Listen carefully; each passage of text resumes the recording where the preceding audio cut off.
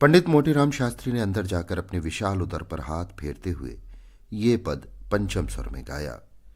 अजगर करे न चाकरी, पंछी करे न काम, दास मूल का कह गए सबके दाता राम। सोना ने प्रफुल्लित होकर पूछा, कोई मीठी ताजी खबर है क्या? शास्त्री जी ने पैंतरे बदलकर कहा, मार लिया आज। ऐसा ताक कर मारा कि चारों खाने चित्त, सारे घर का नेवता, सारे घर का। वो बढ़ बढ़कर हाथ मारूंगा कि देखने वाले दंग रह जाएंगे। उधर महाराज अभी से अधीर हो रहे हैं। सोना, कहीं पहले की भांति अब भी धोखा ना हो। पक्का पौढ़ा कर लिया है ना? मोटेराम ने मूछें ऐंठते हुए कहा, ऐसा असगुन मुंह से न निकालो। बड़े जब तब के बाद ये शुभ दिन आया है। जो तैयारियां करनी हो कर लो। सोना, वो तो करूंगी ही, क्या इतना भी नहीं जानती? जन्म भर घास थोड़े ही खोदती रही हूं, मगर है घर भर का ना। मोटेराम, अब और कैसे कहूं, पूरे घर का है। इसका अर्थ समझ में ना आया हो तो मुझसे पूछो। विद्वानों की बात समझना आसान काम नहीं। अगर उनकी बात सभी समझ लें तो उनकी विद्वता का महत्व ही क्या रहे।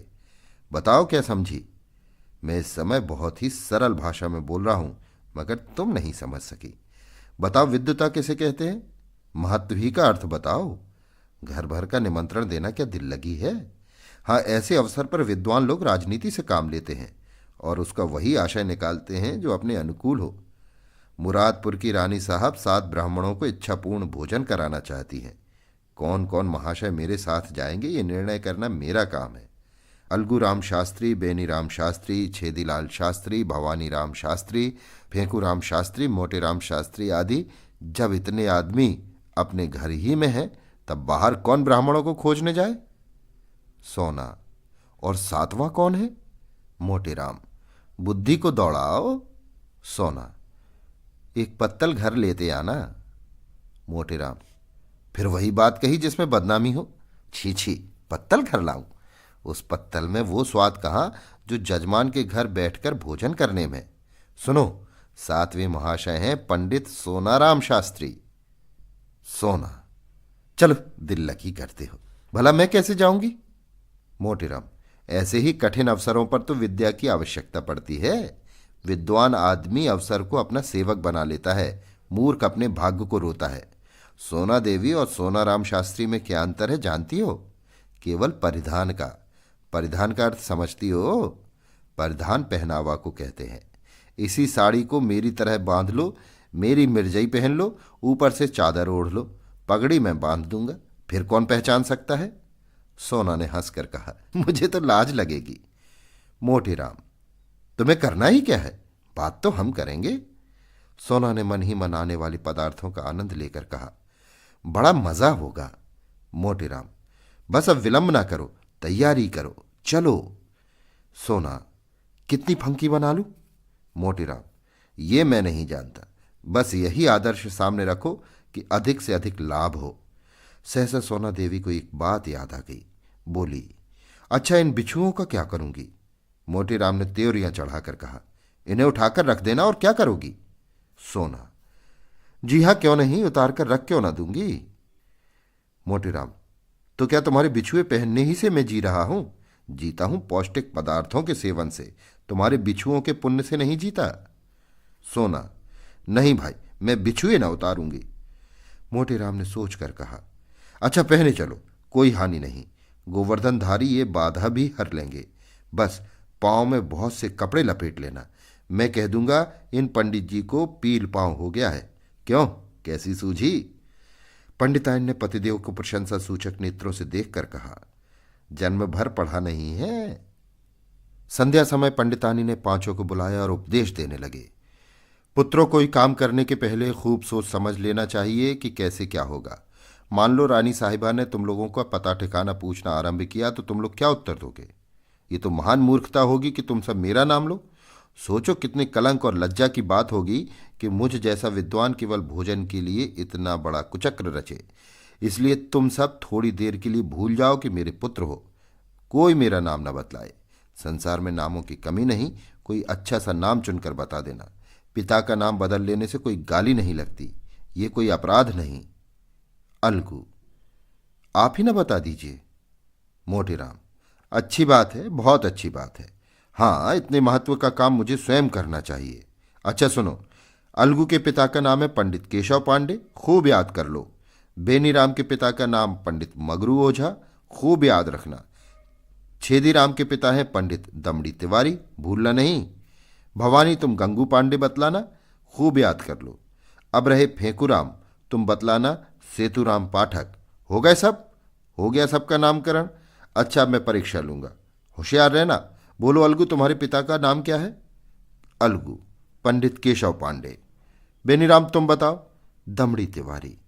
छेदी, ये तो मेरे पिता का नाम है। बेनी, मैं तो भूल गया। मोटेराम, भूल गए? पंडित के पुत्र होकर तुम एक नाम भी नहीं याद कर सकते? बड़े दुख की बात है। मुझे पांचों नाम याद है, तुम्हें एक नाम भी याद नहीं। सुनो, तुम्हारे पिता का नाम पंडित मंगरू ओझा।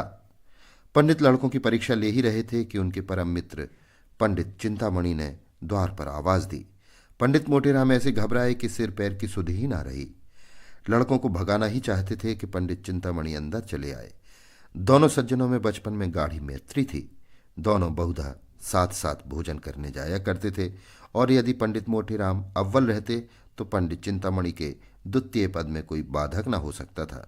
पर आज मोटेराम जी अपने मित्र को साथ नहीं ले जाना चाहते थे। उनको साथ ले जाना अपने घर वालों में से किसी एक को छोड़ देना था, और इतना महान आत्मत्याग करने के लिए वे तैयार न थे। चिंतामणि ने यह समारोह देखा तो प्रसन्न होकर बोले, क्यों भाई, अकेले ही अकेले? मालूम होता है आज कहीं गहरा हाथ मारा है। मोटेराम ने मुंह लटकाकर कहा, कैसी बातें करते हो मित्र? ऐसा तो कभी नहीं हुआ कि मुझे कोई अवसर मिला हो और मैंने तुम्हें सूचना न दी हो। कदाचित कुछ समय ही बदल गया, या किसी ग्रह का फेर है। कोई झूठ को भी नहीं बुलाता। पंडित चिंतामणि ने अविश्वास के भाव से कहा, कोई ना कोई बात तो मित्र अवश्य है, नहीं तो ये बालक क्यों जमा है? मोटेराम, तुम्हारी इन्हीं बातों पर मुझे क्रोध आता है। लड़कों की परीक्षा ले रहा हूं, ब्राह्मण के लड़के हैं, 4 अक्षर पढ़े बिना इनको कौन पूछेगा? चिंतामणि को अब भी विश्वास न आया। उन्होंने सोचा, लड़कों से ही बस बात का पता लग सकता है। फेंकूराम सबसे छोटा था, उसी से पूछा, क्या पढ़ रहे हो बेटा? हमें भी सुनाओ। मोटेराम ने फेंकूराम को बोलने का अवसर न दिया, डरे कि ये तो सारा भंडा फोड़ देगा। बोले, अभी ये क्या पढ़ेगा? दिन भर खेलता है। फेंकूराम इतना बड़ा अपराध अपने नन्हे से सिर क्यों लेता? बाल सुलभ गर्व से बोला, हमको तो याद है, पंडित सेतुराम पाठक। हम याद भी कर ले तो इस पर भी कहते हैं हरदम खेलता है। ये कहते हुए रोना शुरू कर दिया। चिंतामणि ने बालक को गले लगा लिया और बोले, नहीं बेटा, तुमने अपना पाठ सुना दिया है, तुम खूब पढ़ते हो। ये सेतुराम पाठक कौन है बेटा? मोटेराम ने बिगड़ कर कहा, तुम भी लड़कों की बातों में आते हो, सुन लिया होगा किसी का नाम। फेंकू से बोले, जा बाहर खेल। चिंतामणि अपने मित्र की घबराहट देखकर समझ गए कि कोई ना कोई रहस्य अवश्य है। बहुत दिमाग लगाने पर भी सेतुराम पाठक का आशय उनकी समझ में न आया। अपने परम मित्र की इस कुटिलता पर मन में दुखित होकर बोले, अच्छा, अब आप पाठ पढ़ाइए और परीक्षा लीजिए, मैं जाता हूं। तुम इतने स्वार्थी हो, इसका मुझे गुमान तक न था। आज तुम्हारी मित्रता की परीक्षा हो गई। पंडित चिंतामणि बाहर चले गए। मोटेराम जी के पास उन्हें मनाने के लिए समय न था, फिर परीक्षा लेने लगे। सोना ने कहा, मना लो, रूठे जाते हैं, फिर परीक्षा लेना। मोटेराम, जब कोई काम पड़ेगा मना लूंगा। निमंत्रण की सूचना पाते ही इनका सारा क्रोध शांत हो जाएगा। हाँ भवानी, तुम्हारे पिता का क्या नाम है? बोलो। भवानी, गंगू पांडे। मोटेराम, और तुम्हारे पिता का नाम? फेंकू। फेंकू, बता तो दिया, उस पर कहते हैं पढ़ता नहीं। मोटेराम, हमें भी बता दो। फेंकू, सेतुराम पाठक तो है। मोटेराम, बहुत ठीक, हमारा लड़का बड़ा राजा है। आज तुम्हें अपने साथ बिठाएंगे और सबसे अच्छा माल तुम्ही को खिलाएंगे। सोना, हमें भी कोई नाम बता दो। मोटेराम ने रसिकता से मुस्कुराकर कहा, तुम्हारा नाम है पंडित मोहन स्वरूप सुकुल। सोना देवी ने लजाकर सिर झुका लिया। सोना देवी तो लड़कों को कपड़े पहनाने लगी, उधर फेंकू आनंद की उमंग में घर के बाहर निकला। पंडित चिंतामणि रूठकर तो चले थे, पर कुतूहलवश अभी तक द्वार पर दबके खड़े थे। इन बातों की भनक इतनी देर में उनके कानों में पड़ी, उससे ये तो ज्ञात हो गया कि कहीं निमंत्रण है, पर कहाँ है, कौन कौन लोग निमंत्रित हैं, ये कुछ ज्ञात न हुआ था। इतने में फेंकू बाहर निकला तो उन्होंने उसे गोद में उठा लिया और बोले, कहाँ नेवता है बेटा? अपनी जान में तो उन्होंने बहुत धीरे से पूछा था, पर न जाने कैसे पंडित मोटेराम के कान में भनक पड़ गई।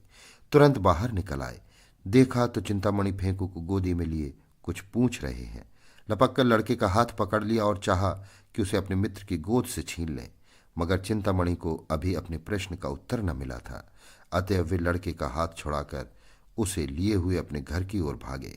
मोटेराम भी ये कहते हुए उनके पीछे दौड़े, उसे क्यों लिए जाते हो, धूर्त कहीं का दुष्ट। चिंतामणि ने एक न सुनी, भागते ही चले गए। उनकी देह अभी संभाल के बाहर न हुई थी, दौड़ सकते थे, मगर मोटेराम जी को एक एक पग आगे बढ़ना दुष्कर हो रहा था। भैंसे की भांति हाँफते थे और नाना प्रकार के विशेषणों का प्रयोग करते दुल की चाल से चले जाते थे। अच्छी घुड़दौड़ थी। नगर के दो महात्मा दौड़ते हुए ऐसे जान पड़ते थे मानो गैंडे चिड़ियाघर से भाग आए हों। सैकड़ों आदमी तमाशा देखने लगे। कितने ही बालक उनके पीछे तालियां बजाते हुए दौड़े। कदाचित ये दौड़ पंडित चिंतामणि के घर पर ही समाप्त होती, पर पंडित मोटेराम धोती के ढीली होते जाने के कारण उलझकर गिर पड़े। चिंतामणि ने पीछे फिरकर ये दृश्य देखा तो रुक गए और फेंकूराम से पूछा, क्यों बेटा, कहाँ नेवता है? फेंकूराम, बता दें तो हमें मिठाई दोगे ना? चिंतामणि, हाँ दूंगा, बताओ। फेंकू, रानी के यहां। चिंतामणि, कहाँ की रानी? फेंकू, ये मैं नहीं जानता, कोई बड़ी रानी है। नगर में कई बड़ी बड़ी रानियां थीं। पंडित जी ने सोचा सभी रानियों के द्वार पर चक्कर लगाऊंगा। जहां भोज होगा वहां कुछ भीड़ भाड़ होगी ही, पता चल जाएगा। ये निश्चय करके वे लौट पड़े। सहानुभूति प्रकट करने में अब कोई बाधा न थी। मोटेराम जी के पास आए तो देखा कि वे पड़े कराह रहे हैं, उठने का नाम नहीं लेते। घबरा कर पूछा, गिर कैसे पड़े मित्र? यहां कहीं गड्ढा भी तो नहीं है? मोटेराम, तुमसे क्या मतलब? तुम लड़के को ले जाओ, जो कुछ पूछना चाहो पूछो।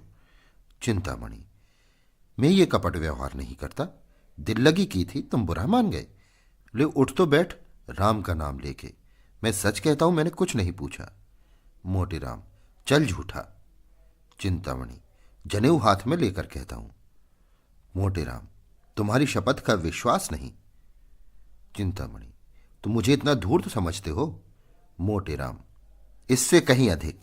तुम गंगा में डूबकर शपथ खाओ तो भी मुझे विश्वास ना आए। चिंतामणि, दूसरा ये बात कहता तो मूंछ उखाड़ लेता। मोटेराम, तो फिर आ जाओ। चिंतामणि, पहले पंडिताइन से पूछाओ। मोटेराम ये भस्मक व्यंग न सह सके, चट उठ बैठे और पंडित चिंतामणि का हाथ पकड़ लिया। दोनों मित्रों में मल्ल युद्ध होने लगा। दोनों हनुमान जी की स्तुति कर रहे थे और इतने जोर से गरज गरज कर मानो सिंह दहाड़ रहे हों। बस ऐसा जान पड़ता था मानो दो पीपे आपस में टकरा रहे हों। मोटेराम, महाबली विक्रम बजरंगी। चिंतामणि, भूत पिशाच निकट नहीं आवें। मोटेराम, जय जय जय हनुमान गोसाई। चिंतामणि, प्रभु रखिए लाज हमारी। मोटेराम बिगड़ कर बोले, ये हनुमान चालीसा में नहीं है। चिंतामणि, ये हमने स्वयं रचा है। क्या तुम्हारी तरह की ये रटंत विद्या है? जितना कहो उतना रच दे। मोटेराम, अबे हम रचने पर जाएं तो एक दिन में 1,00,000 स्तुतियां रच डालें, किंतु इतना अवकाश किसे है? दोनों महात्मा अलग खड़े होकर अपने अपनी रचना कौशल की डींगे मार रहे थे। मल्लयुद्ध शास्त्रार्थ का रूप धारण करने लगा, जो विद्वानों के लिए उचित है। इतने में किसी ने चिंतामणि के घर जाकर कह दिया कि पंडित मोटेराम और चिंतामणि में बड़ी लड़ाई हो रही है। चिंतामणि 3 महिलाओं के स्वामी थे। कुलीन ब्राह्मण थे, पूरे 20 बिस्वे। उस पर विद्वान उच्च कोटि के, दूर दूर तक यजमानी थी। ऐसे पुरुषों को सब अधिकार है। कन्या के साथ साथ जब प्रचुर दक्षिणा भी मिलती हो तब कैसे इनकार किया जाए। इन तीनों महिलाओं का सारे मोहल्ले में आतंक छाया हुआ था। पंडित ने उनके नाम बहुत ही रसीले रखे थे। बड़ी स्त्री को अमृति, मझली को गुलाब जामुन और छोटी को मोहन भोग कहते थे। पर मोहल्ले वालों के लिए तीनों महिलाएं त्रय तप से कम न थी। घर में नित्य आंसुओं की नदी बहती रहती। खून की नदी तो पंडित जी ने कभी नहीं बहाई, अधिक से अधिक शब्दों की ही नदी बहाई थी। पर मजाल न थी कि बाहर का आदमी किसी से कुछ कह जाए। संकट के समय तीनों एक हो जाती थी। ये पंडित जी के नीति चातुर्य का सुफल था। जो ही खबर मिली कि पंडित चिंतामणि पर संकट पड़ा हुआ है, तीनों त्रिदोष की भांति कुपित होकर घर से निकली और जो अन्न दोनों जैसी मोटी नहीं थी, सबसे पहले समरभूमि में जा पहुंची। पंडित मोटेराम जी ने उसे आते देखा तो समझ गए कि अब कुशल नहीं। अपना हाथ छुड़ाकर बकटुट भागे, पीछे फिरकर भी न देखा। चिंतामणि जी ने बहुत ललकारा, पर मोटेराम के कदम न रुके। चिंतामणि, अजी भागे क्यों? ठहरो, कुछ मजा तो चखते जाओ। मोटेराम, मैं हार गया भाई, हार गया। चिंतामणि, अजी कुछ दक्षिणा तो लेते जाओ। मोटेराम ने भागते हुए कहा, दया करो भाई, दया करो। 8 बजते बजते पंडित मोटेराम ने स्नान किया और पूजा करके कहा, अब विलंब नहीं करना चाहिए। फंकी तैयार है ना? सोना, फंकी लिए तो कब से बैठी हूं। तुम्हें तो जैसे किसी बात की सुध ही नहीं रहती। रात को कौन देखता है कि कितनी देर तक पूजा करते हो। मोटेराम, मैं तुमसे एक नहीं 1000 बार कह चुका हूं कि मेरे कामों में मत बोला करो। तुम नहीं समझ सकती कि मैंने इतना विलंब क्यों किया। तुम्हें ईश्वर ने इतनी बुद्धि ही नहीं दी। जल्दी जाने से अपमान होता है। यजमान समझता है लोभी है, भुक्कड़ है, इसलिए चतुर लोग विलंब किया करते हैं। जिसमें यजमान समझे कि पंडित जी को इसकी सुधि नहीं है, वो मर भूखों की तरह जाने में क्या कभी हो सकता है। मैं बुलावे की प्रतीक्षा कर रहा हूं, कोई ना कोई आता ही होगा। लाओ थोड़ी फंकी, बालकों को खिला दी है ना? सोना, उन्हें तो मैंने सांझ ही को खिला दी थी। मोटेराम, कोई सोया तो नहीं? सोना, आज भला कौन सोएगा? सब भूख भूख चिल्ला रहे थे तो मैंने 1 पैसे का चबेना मंगवा दिया। सबके सब ऊपर बैठ खा रहे हैं। सुनते नहीं हो, मारपीट हो रही है। मोटेराम ने दांत पीस कर कहा, जी चाहता है तुम्हारी गर्दन पकड़ कर ऐंठ दूं। भला इस बेला चबेना मंगाने का क्या काम था? चबेना खा लेंगे तो वहां क्या तुम्हारा सिर खाएंगे? छी छी, जरा भी